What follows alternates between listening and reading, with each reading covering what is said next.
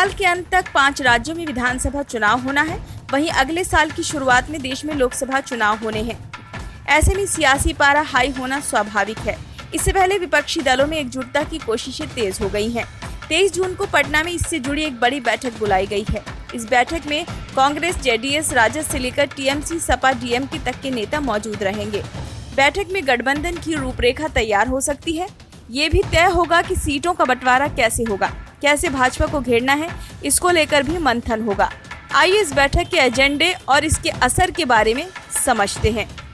कांग्रेस से जुड़े सूत्रों के मुताबिक बिहार के मुख्यमंत्री नीतीश कुमार और डिप्टी सीएम तेजस्वी यादव के साथ हुई मल्लिकार्जुन खड़गे और राहुल गांधी की बैठक में विपक्षी एकजुटता को लेकर कई बिंदुओं पर सहमति बनी है।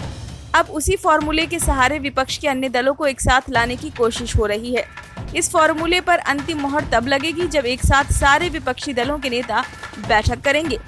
इस फॉर्मूले में जो ये अहम बिंदु हैं: भाजपा के खिलाफ वैचारिक एकजुटता। नीतीश कुमार ने खड़गे और राहुल से मुलाकात के दौरान ये बात कही थी। उन्होंने कहा था कि भाजपा के खिलाफ विपक्ष को वैचारिक तौर पर एकजुट होना होगा। कई ऐसे मुद्दे हैं जिन पर विपक्ष की राय एक है। इन्हीं मुद्दों के सहारे सभी को एक होकर भाजपा से लड़ना होगा। राहुल और खड़गे ने भी इसे स्वीकार किया। विपक्षी एकता की अगुवाई कांग्रेस करे। नीतीश ने ही इसका प्रस्ताव भी रखा। उन्होंने कहा कि कांग्रेस को ही विपक्ष के सभी दलों की अगुवाई करनी चाहिए, लेकिन इसमें कहीं से भी ये न लगे कि किसी दल की उपेक्षा की जा रही है। सभी के सम्मान का ख्याल रखना चाहिए। चुनाव में सीट बंटवारे का फॉर्मूला। नीतीश ने कहा कि चुनाव के वक्त जिस पार्टी का जिस भी राज्य या क्षेत्र में दबदबा हो, वहां उसे लीड करने दिया जाए। मसलन बिहार में राजद जदयू का प्रभाव है। ऐसे में यहाँ की ज्यादातर सीटों पर इन्हीं 2 पार्टियों के उम्मीदवार उतारे जाएं। इसके अलावा अन्य पार्टी जिसका कुछ जनाधार हो, उन्हें भी कुछ सीटों पर मौका दिया जाए। इसी तरह यूपी में सपा को ज्यादा सीटें दी जा सकती हैं। राजस्थान, छत्तीसगढ़, हिमाचल प्रदेश जैसे राज्यों में कांग्रेस लीड कर सकती है। जहां विवाद की स्थिति बने, वहां आपस में बैठकर मसला हल किया जा सकता है। कहा जा रहा है कि इस फॉर्मूले के दम पर विपक्ष 543 लोकसभा सीटों में से करीब 450 सीटों पर सीधे मुकाबले की तैयारी कर रहा है। मुद्दे जिन पर विपक्ष की एक राय है।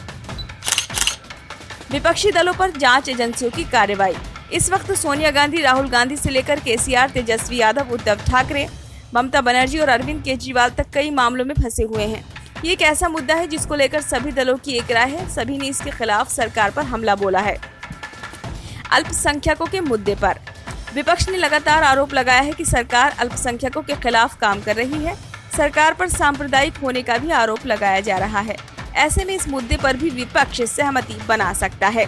जाति की सियासत पर विपक्षी दल भाजपा के हिंदुत्व को जातिगत राजनीति से तोड़ने की तैयारी कर रहे हैं।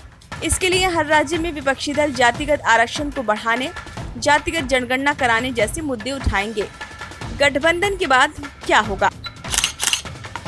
एनसीपी चीफ शरद पवार खुद इसके बारे में बता चुके हैं।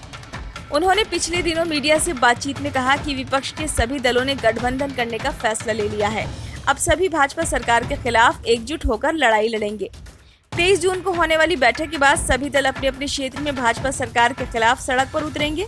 महंगाई, बेरोजगारी, कानून व्यवस्था, हिंसा, भ्रष्टाचार, अल्पसंख्यकों का मुद्दा उठाया जाएगा। बड़े पैमाने पर रैलियां, जनसभाएं होंगी। अलग अलग राज्यों में अलग अलग नेता यात्रा और मार्च निकालेंगे। इसके जरिए भाजपा सरकार को चारों तरफ से घेरने की कोशिश होगी। ब्यूरो रिपोर्ट, नई दिल्ली।